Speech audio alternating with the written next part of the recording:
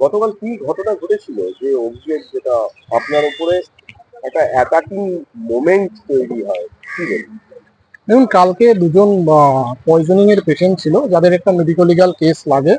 তো পেশেন্টটাকে police case না করে, মানে ভর্তিটা করার পরে জেনারেলি আমাদের পুলিশ কেস করা হয়, সেখানে দেখা যায় পুলিশ কেসটা না করে আমরা পেশেন্টটাকে ওয়ার্ডে শিফট করে দেওয়ার জন্য জিডিএ স্টাফ যায় টিকিট এবং পেশেন্ট নিয়ে।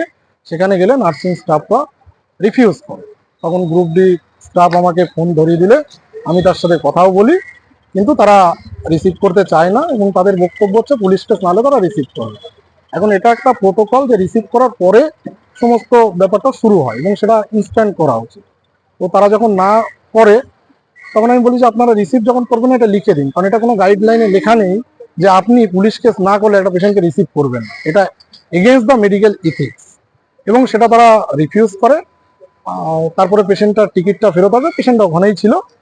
আসলে আমি পুলিশ কেস করে আমি ওখানে একটা নোট দিয়ে দিই টিকিটের উপরে যে অন ডিউটি নার্সিং স্টাফ এটা রিফিউজ করেছে এবং তাদের আর কি টিকিটটা পাঠিয়ে দিয়েছে। তো যেটা দরকার সেটা হচ্ছে যে তারা ট্রিটমেন্টটা মানে টাইমে শুরু হতে হয়তো প্রবলেম হতে পারে, এরপরে যদি কোনো অসুবিধা হয় তাহলে কিন্তু নার্সিং স্টাফ রেসপন্সিবল। এখানে কোনো জুনিয়র ডক্টর সিনিয়র ডক্টর কারো এগেনস্টে কিছু লিখেনি, কিছুই লেখা হয়নি। কিছুক্ষণ বাদে অ্যারাউন্ড 7টার দিকে হঠাৎ করে ওই ডিপার্টমেন্টে কিছু জুনিয়র ডাক্তার আর হচ্ছে নার্সিং স্টাফ দুজন আসে, এসে আমার যে ইমার্জেন্সি মেডিকেল অফিসার যে রুম, সেই রুমে একদম ফোর্সফুলি ঢুকে পড়ে তখন আমাকে ঘেরাও করে ফেলে। এই ঘেরাও বলতে একদম একরকম ঘেরাওই বলা যায়। তখন আমি তাদেরকে বলি যে তোমাদের যদি কোনো তাদের দাবি হচ্ছে যে টিকিটটা আমাকে ওই লেখাটা কেটে দিতে হবে, নতুন টিকিট বের করে দিতে হবে। সেটা আমি বলি আমি এটা করবো না, যেটা আমি করেছি সেটা আমার ওটাই থাকবে। আর তোমাদের অভিযোগ থাকলে তোমরা এমএসবিবি স্যারকে রিটেন কমপ্লেন লেখো, আমি তোমাদের সাথে কথা বলাতে পারবো। যাই হোক, ওরা ফোর্সফুলি আমাকে উত্তর দিতে হবে এই দাবি করলে আমি সিআইএসএফ ওদের পুলিশকে ডাকি, তারা আসে এবং যখন বললাম আমার ঘর থেকে বেরিয়ে যাও, তারা বেরিয়ে যেতে চায় না। আমি তাদেরকে বেরোনোর জন্য সিআইএসএফ কে বলি। তো যাই হোক, তারা ব্যাপারটা ডাক্তারদের আর্গুমেন্টস এর মাঝখানে চেষ্টা করছিল সামলানোর। ওদের ভিতরে একজন পোস্ট গ্রাজুয়েট ট্রেনি ছিল, সে পারলে আমাকে ধরে মেরেই দেয়, এরকম একটা ব্যাপার। হাউস স্টাফ পুলিশ তাকে অনেকবার ঠেকিয়েছে। মানে একটা উন্মত্ত, মানে মানুষের মতো যেরকম ব্যবহার করে ঠিক সেই রকম ব্যবহার করে। এবং লাস্টে আমি ওই রুম থেকে বেরিয়ে আসতে যে তোমরা বেরোবে না তাহলে আমি বেরোই, কারণ আমার যেহেতু 4টে অপারেশন আছে, সেক্ষেত্রে আমার একটু এই ধাক্কাধাক্কি বা ভিড়ের মাঝখানে আমি একটু অ্যাভয়েড করি। তো সেক্ষেত্রে আমি জানি ধাক্কাধাক্কি হতে পারে, কারণ ওর যা অ্যাটিচিউড দেখাচ্ছে, এবার কখন মেরে বসবে ঠিক নেই। আমি যখন বেরোনোর চেষ্টা করি তখন একজন নার্সিং স্টাফ আর একজন ফিমেল ডক্টর সে আমার রাস্তা আটকে ধরে, আমাকে বেরোতে দেয় না। কিন্তু আবার আমাকে ওখানে গিয়ে বসে পড়তে হয় কিছু সময়। অ্যাসিস্ট্যান্ট সুপার আসে, তারপর পুলিশ সিআইএসএফ অ্যাসিস্ট্যান্ট সুপারের মধ্যস্থায় আমি ঘর থেকে বেরোই। তারপর ওরা ঘরে কিছুক্ষণ ছিল। এবার তারপরে আমি তো অ্যাসিস্ট্যান্ট সুপারকে লিখলাম যে আমার সিকিউরিটি এখানে ডিপ্লয় করা হোক। তারা করে, সিআইএসএফ ছিল। এবং আমার প্রশ্ন ছিল যে যে অভিযোগ করা হয়েছে সেটা নার্সিং স্টাফের এগেনস্টে টিকিট রিফিউজ করে, সেখানে ডক্টররা এসে কেন ঝামেলা করবে, কারণ এটা তার এখতিয়ারের ভেতরে পড়ে না। ওখানে যদি আমার কোনো ভুল হয়েও থাকে, ওদের এখতিয়ারের ভিতরে পড়ে না, ওরা এমএসভিকে জানাতে পারে। সেটা না করে ওরা যেটা করেছে কালকে totally against the medical ethics, এবং যা করেছে এটা এর থেকে খারাপ কিছু হতে পারে না। আপাতত আমি এমএসভি স্যারকে মেল করে জানিয়েছি ইনস্টিটিউশনাল এফআইআর এর জন্য।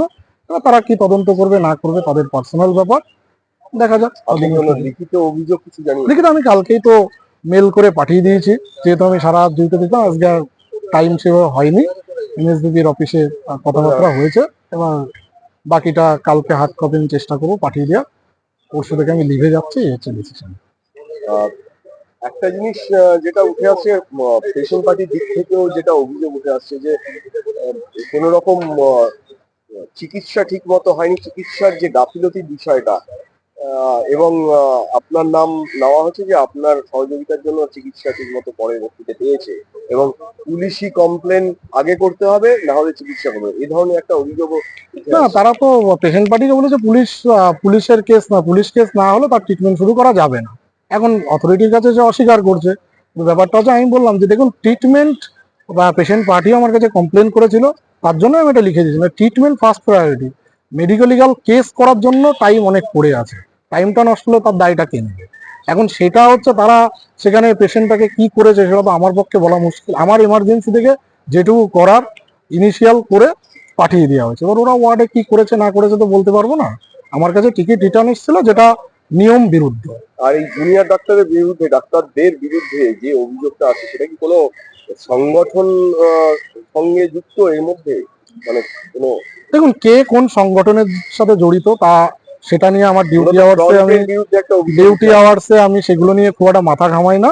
তবে হ্যাঁ, যা আমি তাদের নামও বলতে চাই না, তবে একজন যে তার এখতিয়ারের বাইরে গিয়েই সে কথাবার্তা বলছিল, যার যেখানে যাওয়া উচিত নয়, সে আমাকে অনেক রকম ব্লেম করেছে। এনএসবি অফিসের সামনেও বলেছে, আমি তার নামটা নিচ্ছি না। সে যেটা বলার চেষ্টা করেছে যে উম, যা হয় আর কি, যাক আমি সেই ব্যাপারগুলো ডিসক্লোজ করতে চাইছি না। আমি সেটা অথরিটির কাছে আমি উত্তর চাইবো যে তারা কেন গেছিল, কারণ তারা ফার্স্টে উত্তর দিক যে আমার ঘরে তারা গেল, তার কারণটা কি। যাওয়ার তো কোনো কারণ নেই। এর মধ্যে জুনিয়র ডক্টর ফ্রন্ট বা এদের কেউ এর মধ্যে কি ইনভলভ ছিল বলে মনে হয়? দেখুন, একজন ছিল, আমি তাকে নিয়ে আর খুব একটা বলতে চাই না, সেটা বললে আর খুবই একটা বাজে ব্যাপার। সেসব নিয়ে আমি আপনার নামও নিতে চাইছি না। আর যা হয়েছে সেটা পুরো আনএক্সপেক্টেড। এখন কি চাইছেন? আমি তো অলরেডি ইনস্টিটিউশনাল এফআইআর এর জন্য আমি একটা ইয়েতে মেল করেই দিয়েছি, হার্ড কপি কালকে আমি দিয়ে দেবো। এবার এনএসডিপি ডিসাইড করবে কি করা উচিত। আমি তো বলেছি সিসিটিভি ফুটেজ, আমাদের যারা এমার্জেন্সি, আমার যারা বাকি কলিগ ছিল, এমওআইসি ছিল, তারা এসেছিল, তারা সিআইএসএফ এর ঘরে সিসিটিভি ফুটেজও দেখেছে। ফুটেজ দেখে তারা যা বলার বলেছে। ফুটেজ আছে, ফুটেজ দেখে তদন্ত করুক, ফুটেজে দেখা যাক কি কি করেছে। ফুটেজটা তদন্ত তদন্ত কমিটি দেখুক, তারপর